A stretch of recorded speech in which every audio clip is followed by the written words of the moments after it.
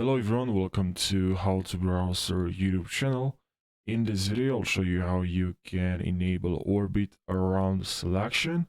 So let's jump right into the video. And if this video helped you out, don't forget to subscribe. I really appreciate it. Now, what you have to do is to go to File, Edit, Preferences, and here go to Navigation, and here we have orbit around selection. Make sure you check orbit around selection, and then click on the three lines here and select here save preferences. Make sure you did that, and then